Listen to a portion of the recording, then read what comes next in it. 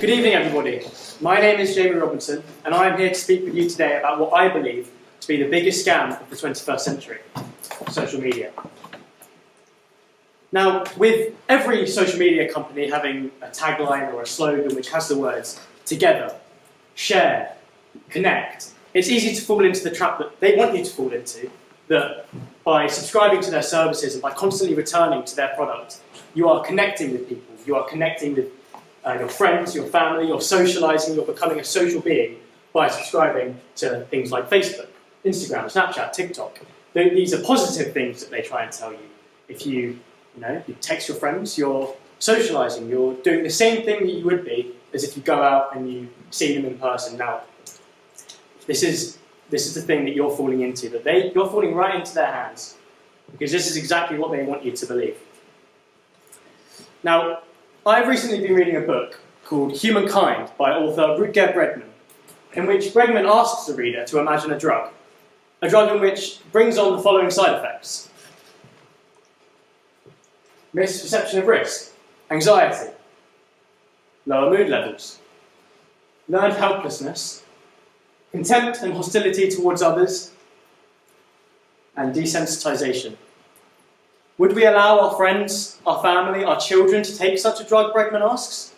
Well, the general implication here is that most people would say no. They wouldn't want their loved ones to suffer from the above side effects. Bregman goes on to say that, in fact, this drug already exists and is not only distributed to, but encouraged for children around the world to subscribe to such a drug. While Bregman goes on to say that this drug is the news, which no doubt I agree with, I would not hesitate to take this one step further and say social media is a similar drug which brings on the exact same side effects. So what makes social media this drug that Bregman is talking about? Now, we all know the argument of addiction. Okay? When we talk about most recreational drugs, we discuss two major veins. We talk about addiction and we talk about brain alteration. And the one that you're probably familiar with the most is the addiction level. But just to reinforce that point, in June of this year, 47% of US Americans actually identified themselves as having an addiction to their phones. Now that's 47% that identified it themselves. I would probably put another 10-15% on that of people that are in denial, that don't want to admit that they're addicted to their phones.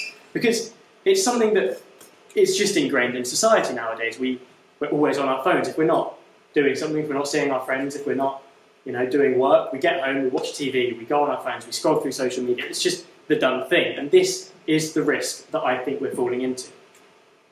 Now, the second part of when we talk about recreational drugs and the side effect that I'm actually much more interested in, not only with drugs but in the social media discussion, is how it's altering our brains. And this is that's some statistics for addiction in America, so I'll come back to them later. But brain alteration is the side effect which I believe it's discussed, no doubt. I'm sure you've heard certain statistics about how social media is not good for you, probably from your parents or from various people online who are trying to convince you to lower your intake of social media. But there are some specific ones which I think aren't spoken about as much as they should be. So, firstly, I want to talk about a lack of productivity. Now, believe it or not, our brains are actually quite simple things. Over thousands of years, they've developed to serve a purpose, to serve our evolution. They know this is what will do best for my survival, for your survival. And this has been something which has developed over thousands of years. So it's hardly surprising to hear that social media, something that's come about in the last 10 to 15 years, actually isn't good for our brains. I know, shocking. Because our brains, they can't develop that fast. They can't understand why we're being exposed to such stimulus. So, for example, I'm going to use TikTok as an example. Instagram can be used for the same thing. Facebook to some extent. TikTok is the main one I want to talk about right now. So when you're on TikTok, you're constantly scrolling through. You're seeing a video. 1 minute you might be happy. 10 seconds later you might see something that makes you sad. 10 seconds later you might see something that makes you confused. And 10 seconds later you're seeing something that makes you happy again.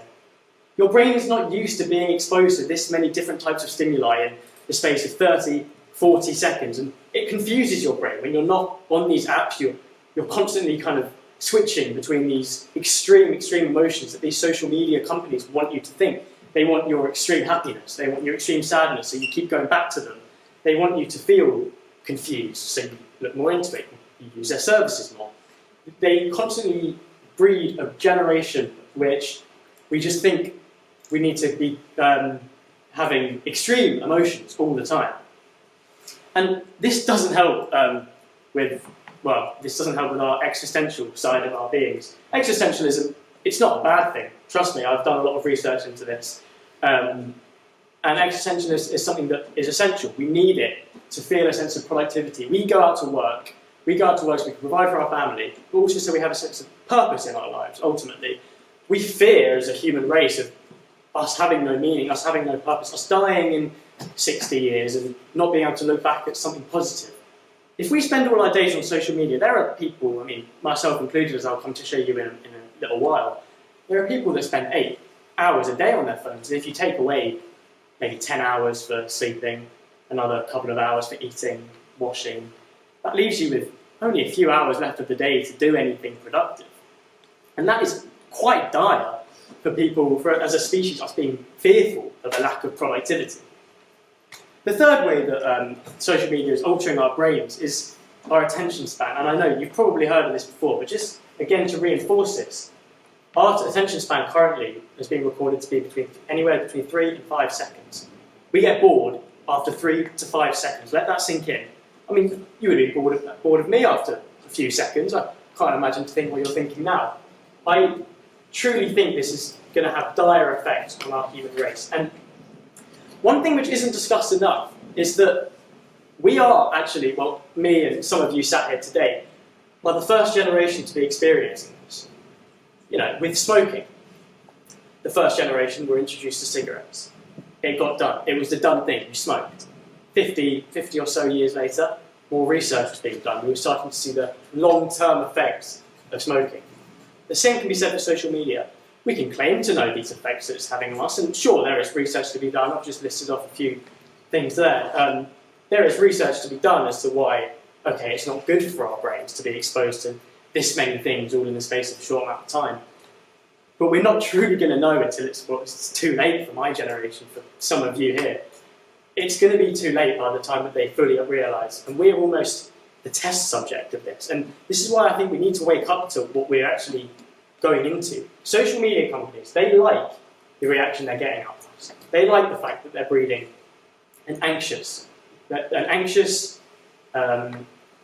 attention-driven, you know, they like that we keep having to return to their services because they make us addicted to their product. They do this on purpose. They know what they're doing. They're not stupid. They're professionals. They know that if they keep getting us to feel a certain way, feel anxious when we're not on our phones, that we can just keep going back and giving time to them, which can allow them to get sponsors and money. And it's quite cruel, really, that we're being used as a test subject for social media. That in 50 years, I have no doubt we're going to be looking at a bit more frowned upon than we are right now.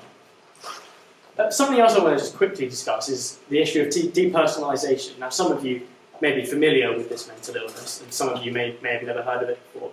And I do think that photo there sums it up quite nicely, actually. So depersonalisation is an issue of not feeling connected to yourself. You feel like you're looking at everything from almost outside of yourself. You don't feel real, you don't feel like the world is real. And a lot of research has been done to suggest that a high intake of social media can lead to such an illness. I myself have kind of felt this at times, and it's come from times when I've been on my phone a lot more than I should have done. I don't feel connected to myself or the real world. Notice that word connect. What social media is trying to lead you to believe you're doing, connecting with other people, connecting with your friends, your family. But at the side effect of not feeling connected to yourself, I mean, does that seem right to you? So going back to this drug, I do think social media is a drug that will, in 50 years, we'll come back to it and we'll realise what we've done to ourselves. And by that point, it's too late. It's similar to the climate change debate, for example. We know that we're getting to a point where it's becoming too late.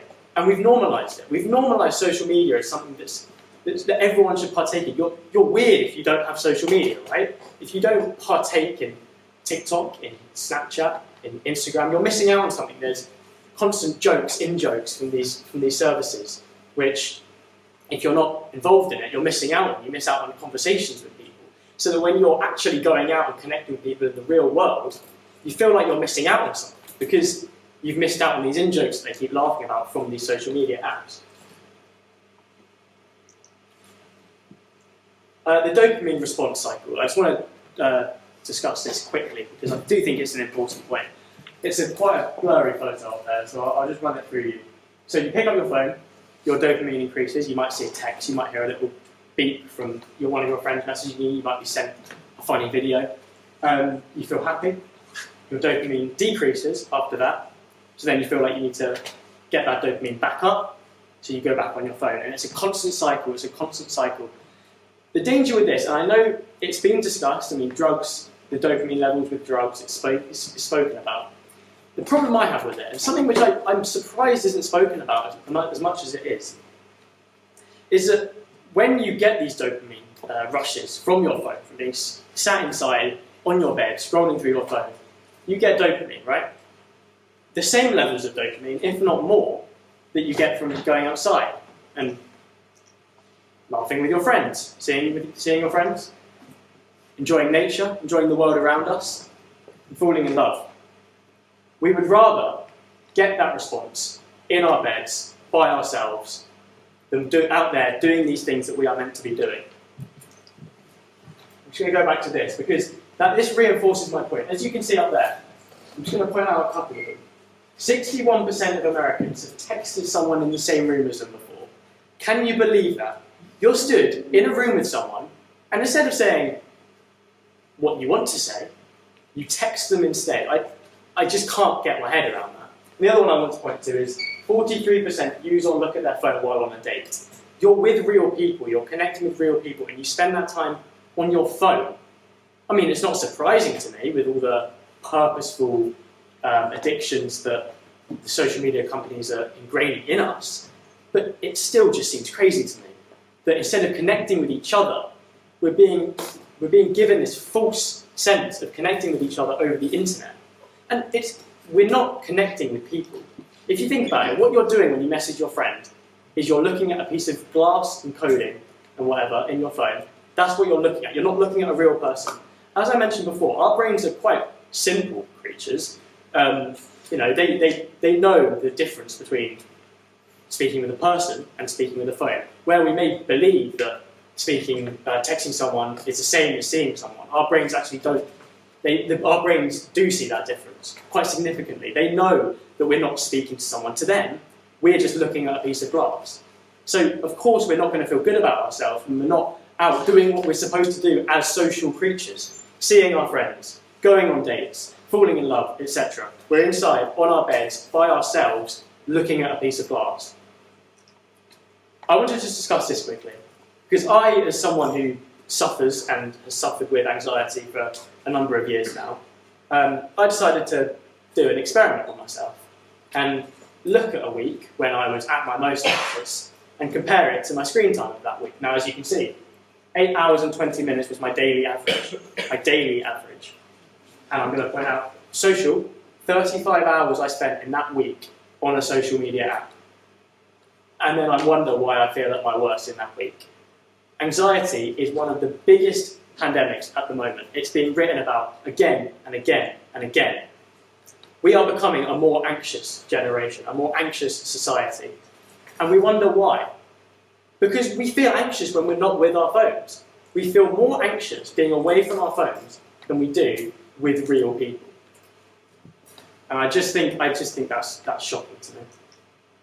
So, I'm going to go back to these side effects. I'm just going to run through them with you quickly.